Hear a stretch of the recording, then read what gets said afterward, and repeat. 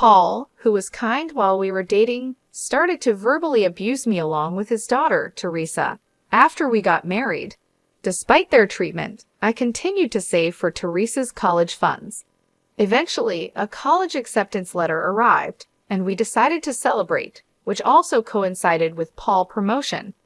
When I returned home from shopping, I found garbage bags filled with my books and clothes left in the yard. In the bedroom, Paul, Teresa, and my mother-in-law were throwing my belongings into garbage bags. "Hurry up and leave. We can't invite Grandma over because there's not enough room with you around," Teresa said. "Exactly. We don't need a failure at Hawaii. We'll just take the college funds. Thanks." Paul laughed, shaking his shoulders. "A bottom dweller making $10 per hour. Get out, useless mother." "Bye-bye," my mother-in-law added. Something inside me snapped then. "I'll leave," I said. I went to the yard and carried the remaining garbage bags to the car. Sitting in the driver's seat, tears of frustration overflowed. I bit my lip and vowed not to let this be the end. Remember this, I am Kelly, a 53-year-old housewife. 12 years ago, I met Paul, who was 44, through work. We got along well as we worked together. Paul, who was cheerful and bright, seemed dazzling to someone as introverted as me. When he proposed, I was flustered and wondered, am I good enough? During one of our dates, he revealed that he had a 9-year-old daughter, Teresa. I was surprised to learn he was divorced, but soon grew fond of Teresa, who was affectionate and innocent after meeting her nervously. Our modest wedding went smoothly, and our married life started off well. However, the happy days did not last long. I lost my parents to illness during my student days and was raised by my uncle and his wife, who ran a business, after accepting the proposal. I introduced Paul to my uncle and his wife after getting their blessing for our marriage. Next, we visited Paul's parents to greet them. When my mother-in-law learned that I was raised by my uncle and his wife, she seemed clearly displeased. Maybe because of that, she started to make snide remarks to me after we got married. She would come over unexpectedly to nitpick everything. "Kelly, there was a hair in the corner of the stairs. The bathroom mirror is dirty. Don't you clean it every day?" She would frequently scold. "It's outrageous that you work even though you have a small child." These days, everyone works even with small children.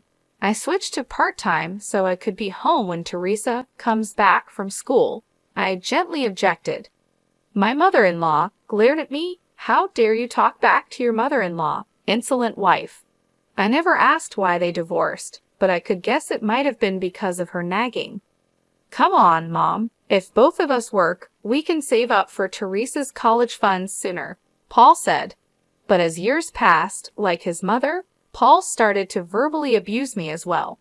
"You come back from work halfway through the day, and this is the meal you prepare. Don't you care to comfort your tired husband?"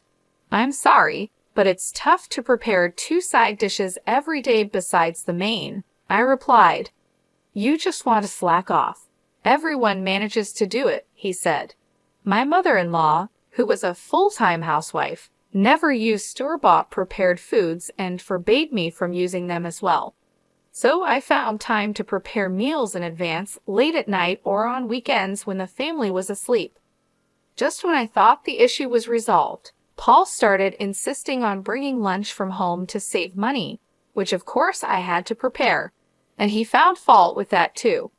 The lunchbox contains frozen food, and the main dish is leftovers. You're cutting corners too much. Preparing all the small dishes from scratch is hard, I said. Don't talk back. You're the wife. You know I hate pre-prepared meals. Are you trying to annoy me? Paul raised his voice. No more frozen or ready-made meals from now on. But it's the wife's job to think about the family's health and prepare meals. Do you want to make me and Teresa sick? You're terrible, he continued. I'm sorry, I understand. I'll do what you say from now on, I replied. Arguing back would only lead to hours of nagging, so it seemed better to comply quietly. It meant less time for myself, but it couldn't be helped. I had a hobby that brought me joy.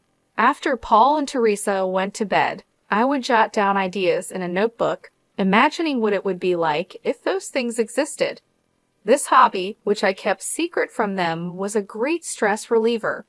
As a child, I had received an award for a summer vacation research project, and this was a continuation of that interest. Dealing with complaints wasn't limited to my mother-in-law and Paul. Initially, Teresa seemed like an innocent and adorable child, but as she entered upper elementary school, she began to act selfishly. Her mood swings would dictate whether she was affectionate or demanding extra pocket money. Then she would insult me in front of her friends, ignore me, or worse. Being manipulated by Teresa's moods left me exhausted. Seeing Paul mistreat me, Teresa began to mimic him, finding amusement in it. It was a phase of adolescence, and from Teresa's perspective, I was just the woman Dad brought home. Resisting was natural. If she wouldn't warm up to me, I thought I should try harder to get along with her. I made efforts to understand Teresa's feelings without scolding her harshly for misbehavior. Even when she hurled insults, I didn't snap back, but calmly explained, "It's not right to speak to someone older than you like that." I always attended school events and helped with homework after returning from work. Whenever Teresa was sick, I would take her to the hospital and take time off work to care for her. I had no experience in raising children, but I poured love into her because she was the child of the person I loved and raised her with all my effort. However, it seems my feelings didn't reach Teresa. As Teresa entered high school, she needed a lunchbox. Unlike Paul's volume-focused meals, the appearance and variety were important for a high school girl's lunch. I woke up at 6:00 a.m. every day, making the lunches with care. "Put fried chicken in tomorrow's. I want a hamburger in mine," they would request, making it quite a challenge. Yet they often came back with their lunchboxes untouched. When I asked why, they would say nonchalantly, "I was in the mood for pasta today," or "I passed by a store and suddenly wanted to eat bread." "I woke up at 6 to make these. I wish you would at least try them," I said. Upon hearing this, both quickly became sullen. "You change your mind about things too, don't you? Don't be so sanctimonious. It's annoying. A mother should naturally make lunches for her children." Teresa's hostile tone hurt me more than Paul's words. "Sorry," I said. When I apologized, Paul became even more arrogant. "Don't get cocky just because you made lunch. It's nothing special. You should be grateful we even eat it every day," he said. Their complaints about too many vegetables or the taste being too strong were the last straw. I felt more sadness than anger. Talking with Teresa and Paul always made me feel miserable. The promise of sharing household chores made at the beginning of our marriage was quickly abandoned. Even if we both work, you're home by the afternoon. That doesn't really count as working. We get home in the evening. It's only natural for the person with the most free time to do the chores. Paul said, "I'm not free at all. By the time I finish cleaning and preparing dinner, the night is over," I explained, but my pleas fell on deaf ears. Even on weekends, when I asked if they would help, Paul and Teresa would either lay around with their phones, lying on the sofa, or lock themselves in their rooms playing video games. It was as if I didn't exist in their field of vision. "Hey, old lady, make me some tea," Teresa would say. "I want coffee. Bring it to the living room." "I'm playing games with Teresa," Paul would add. Teresa still refused to call me Mom, sticking with old lady instead. "Could you help me a little after dinner? I have a meeting with the Women's Association." I finally spoke up. Paul clicked his tongue in annoyance. "What? Let us rest at least on the weekend. You see we're playing, right? Do you intend to disturb our parent-child bonding?" "Oh, but you're a stranger, so it can't be helped," he said. The word stranger pierced my heart like a blade. "What's with that face? Got a problem?" Paul threatened. "Who do you think allows you to live in this house?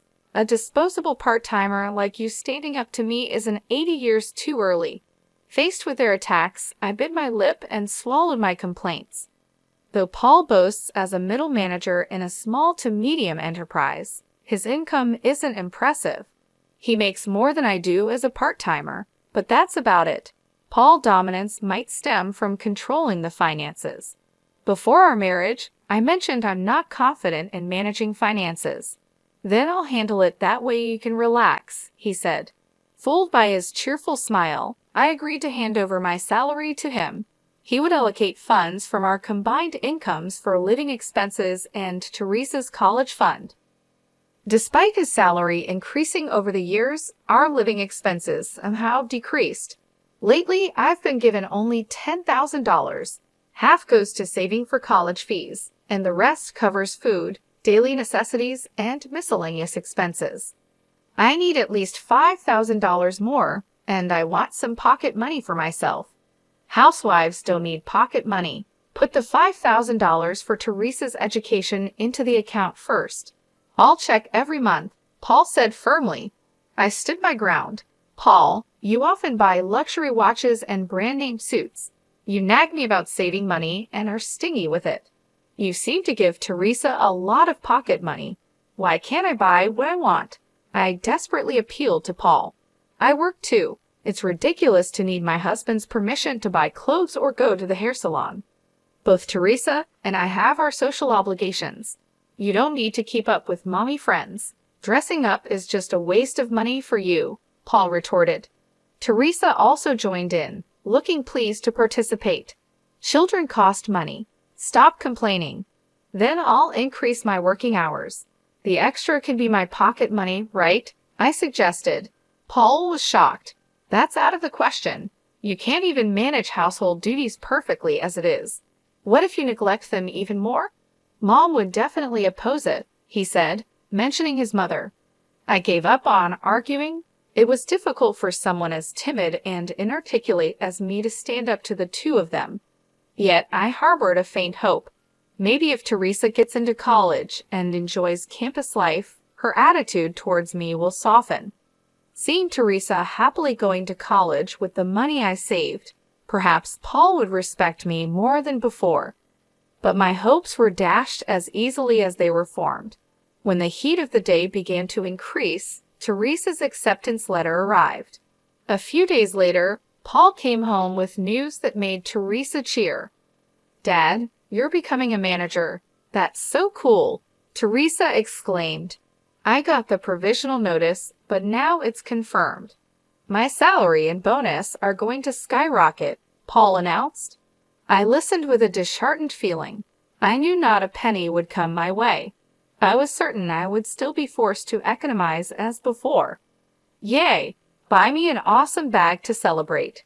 Teresa said, Of course. Let's invite Mom over tomorrow for a celebration dinner. Kelly, prepare a feast. All homemade, of course, Paul instructed. Watching Paul and Teresa call my mother-in-law, I sighed quietly.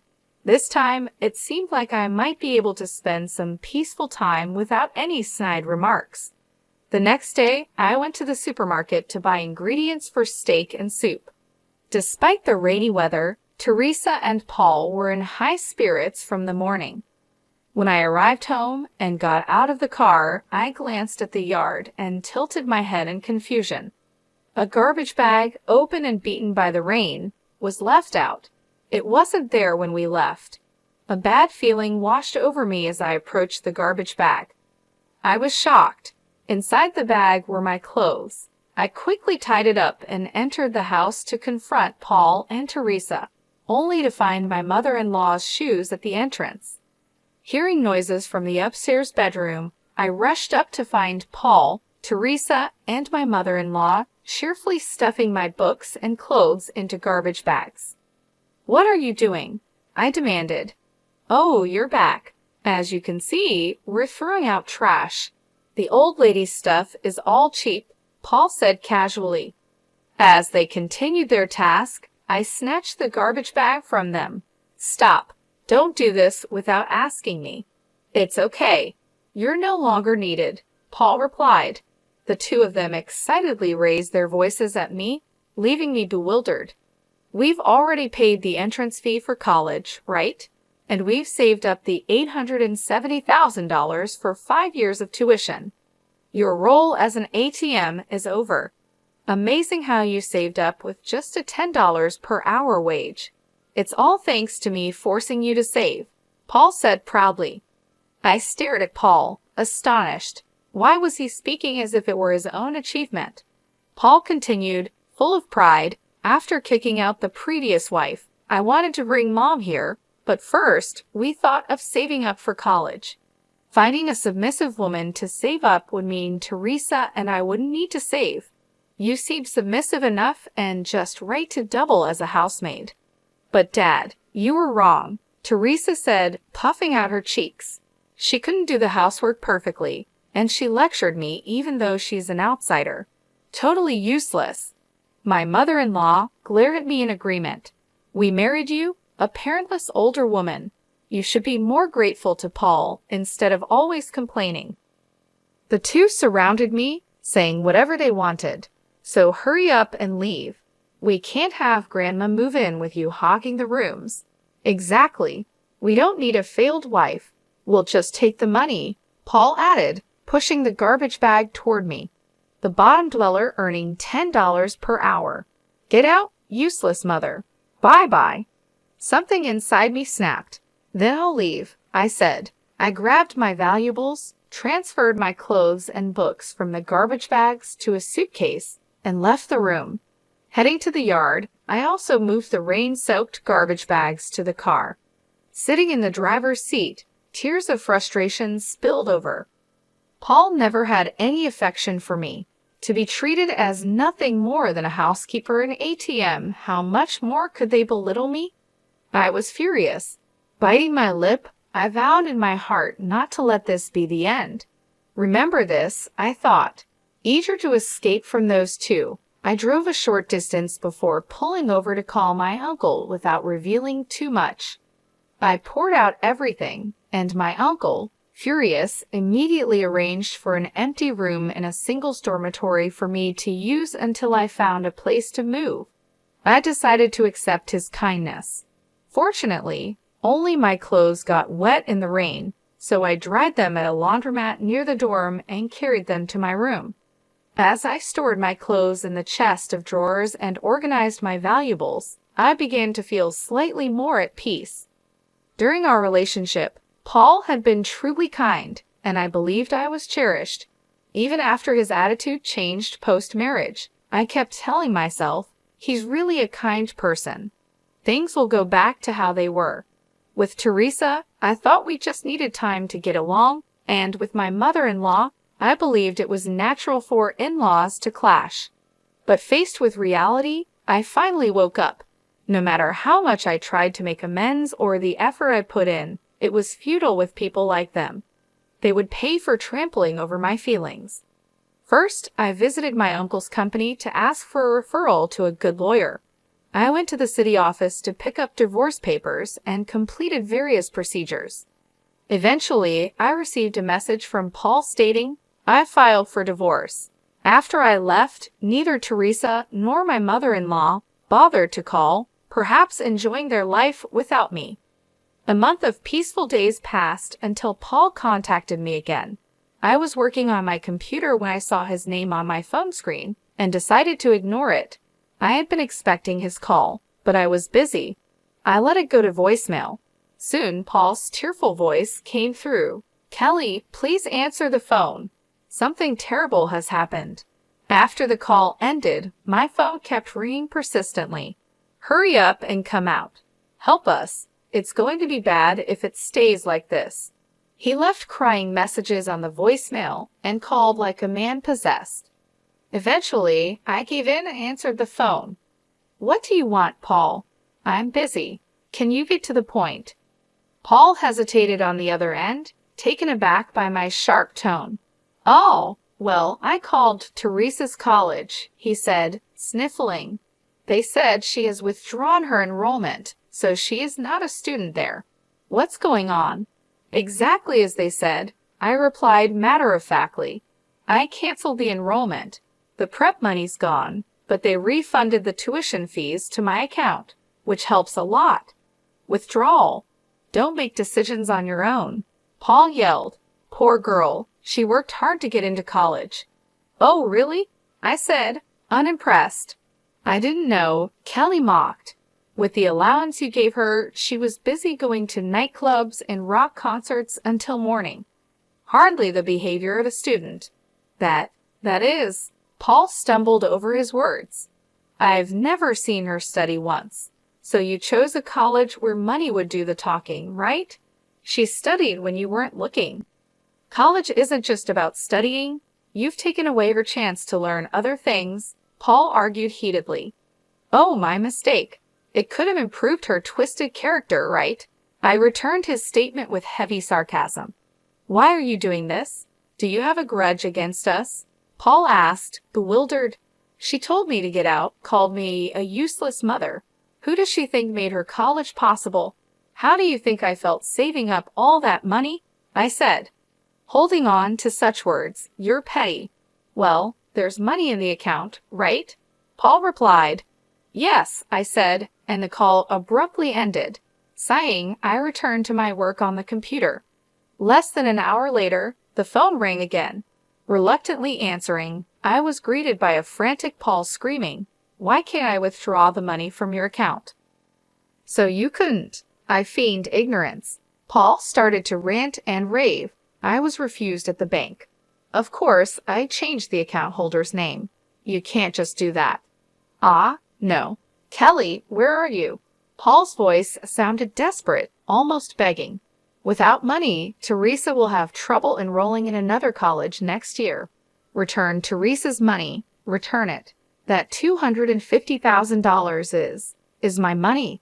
I scoffed at the absurdity. If you stop all the lavish shopping you do, you should easily afford your beloved daughter's college fees. Ah, Paul was flustered. I need money because I live at the bottom, so the soon-to-be manager or your beloved mother should take care of it, I said with heavy sarcasm. I'll have a better salary as a manager, but I'm drowning in debt. Mom's on a pension, Paul admitted hesitantly. Drowning in debt, I realized he didn't want his weaknesses known. Both Mom and I are having a tough time, so please at least spare us the compensation, he pleaded. Tough, huh? But I'll be claiming compensation properly later. Take care, I emphasized my point and hung up. The day after being kicked out, I went to the bank and changed the account holder's name, anticipating Paul might try to withdraw money upon learning of the college withdrawal. If Teresa had been serious about her studies, canceling her college enrollment would have been heartbreaking, but given her carefree lifestyle, it wasn't. I chose this route without hesitation. That night, I received a voicemail full of insults from my mother-in-law, which I promptly deleted. Later, through a lawyer introduced by my uncle, I filed for compensation from Paul. Predictably, he resisted. Paul accused, knowing I don't have money, demanding compensation is just cruel. Why should I even have to pay?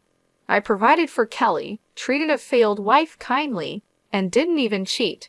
What's there to complain about? Running off with the enrollment money is outrageous. If anything, we should be receiving compensation from you. So I thought I'd wait until Paul changed his tune. A few months later, I received a call from my sobbing mother-in-law. Kelly, please help, she said, her tone as imperious as ever. It seemed her character would never change. Long time no see. What's the matter? I asked leisurely, though I could guess the reason. They're telling us to vacate this house, she said. Well, it can't be helped. It's my house, after all, I replied. My mother-in-law gasped in surprise. Didn't Paul tell you? When I got a job, my aunt and uncle transferred this house to me. I invited Paul and Teresa, who were living in an apartment at the time, to live with me, so it's in my name. This is the first I've heard of it, she sounded dumbfounded. Is that so? Well, anyway, my uncle was furious when he found out I was kicked out and said he'd proceed with selling the house, so I'm going along with it. I'm not kind enough to let the people who kicked me out live there for free. So you're really going to sell it? She asked. Yes, there's a viewing this weekend, so please move out by then, I replied. That's impossible, my mother-in-law shouted. I was kicked out in 15 minutes from my own house. I said calmly, "The sale of the house is already decided. It would cause trouble for the real estate agent and the viewers, so please move out soon." "Is Paul there?" I asked. Paul seemed to have been listening nearby and took the phone. "What do you want?" he said. I took a deep breath and replied in a low voice, "Who do you think allowed you to live in that house?" Paul was speechless. "Ah, that's a relief. How does it feel to hear those words?" "Damn it, I'm not paying any compensation. See if you can get it," Paul yelled. "I was told to discuss this through a lawyer," I said, exasperated. Paul continued to yell, "You with your low salary plan to leech off compensation.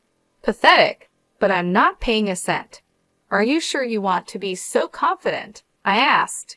I said this with a mix of disbelief and annoyance. "I have plenty of evidence. The abusive words you, Teresa, and your mother hurled at me are recorded and noted.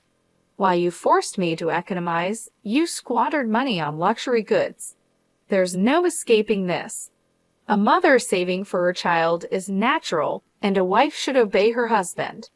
"That's right. If you have something to say, earn more than me," Paul retorted, both making a scene with their vulgar attitudes.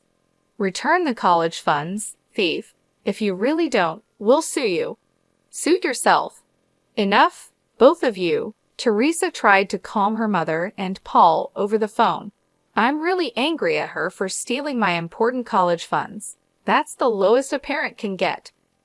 "Teresa, you're right. You're looking forward to college so much. It's heartbreaking." Paul's voice sounded like he was on the verge of tears. "But it's okay. There's next year. If Dad becomes a manager, our salary will increase and life will get easier." "That's true," Paul shouted with apparent joy. "So let's stop begging her. Let's quietly move to an apartment and hand over the house." "If Teresa says so," my mother-in-law muttered in a reluctant tone. "Be grateful for Teresa's kindness." "All right, I'm hanging up now," I said, exasperated, ending the conversation. The next call came the following day while I was having coffee in my uncle's company room. I could easily guess it was about the same matter. Reluctantly, I answered, knowing ignoring them might lead them to show up at the company. "What have you done?" Paul was sobbing, sniffling, and with a voice like a scream, he asked. "My promotion was canceled and I was demoted from manager to regular employee, sent to a subcontracting factory." "What's going on?" I sighed deeply. It seemed he still didn't understand anything. "You know Acme Industries, right?" "Of course. It's a super famous discount store chain that's expanded overseas. It's also a major client of our company. You've injured its chairman." "Huh!" Paul sounded dumbfounded. "He was actually planning to end the business with your company, but reconsidered out of respect for me so your company wouldn't suffer. You should be thankful you weren't fired." "I don't even remember meeting the chairman." "The chairman of Acme is my uncle." After a brief silence, Paul screamed in shock. I moved the phone away from my ear to wait it out. "You should have told me sooner." "My uncle introduced himself during our marriage meeting," I replied. I was amazed by Paul's lack of attention. He stopped crying and suddenly pleaded, "Come on, mediate for me. It's just a little marital spat. If I become a regular employee, my salary will decrease and Teresa won't respect me anymore." "No, you brought this upon yourself," I said coldly. "Is that all? I'm hanging up." "What the hell? Acting all high and mighty when you're just a bottom dweller," he shouted. Just then, someone knocked on the door. "Excuse me, President." "Oh, I'm sorry," I said. "It's fine. I'm about to hang up," I replied, smiling. "Ah, I haven't told you. I'm the president of Acme." "Huh, the one with annual sales of $700 million. To be precise, the president of the American branch." Paul fell silent. I could almost imagine his shocked expression. "That's a bad joke. Weren't you earning $10 per hour just a while ago?" "The salary slip you found in the bedroom? Look at the date. It's from 12 years ago when I first helped out at my uncle's company," I explained, trying not to laugh. "I kept it as a keepsake. The minimum wage has surpassed $14 now. You really are clueless about America's economic situation. Paul, lost for words, soon spat out a resentful remark. Quiet but lucky. You have a rich relative. Even a useless mother can become a president. Do you think the position of president just falls into your lap because you're a niece? I've been developing product ideas for a while. Some of them were approved in Acme's planning meetings and became hit products. I was recognized for those achievements. You were doing all that behind my back, he asked. Do I need your permission for everything? I sighed. I wanted to help my uncle, so I studied business management in college. A few years ago, at his request, I started attending board meetings and management seminars. It's the result of my effort. Paul fell silent again. Teresa's college expenses were covered by the royalties from a patented stationery product I developed.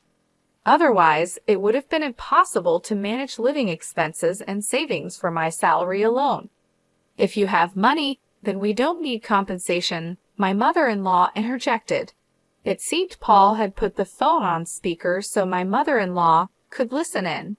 Teresa might be listening too. I learned recently that there's property division upon divorce, right? You're obliged to give half of what you earn to Paul, my mother-in-law said confidently. I couldn't help but laugh. What's so funny, mother? Property division is not an obligation but a right each spouse has.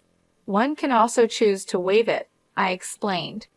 I could almost see my mother-in-law tilting her head in confusion over the phone. I'm refusing it, so not a penny will go to Paul. We can take it to court if you like, but I'm sure I would win. What? Mom becomes the president of Acme and I get nothing. That's so unfair, I heard Teresa's disappointed voice.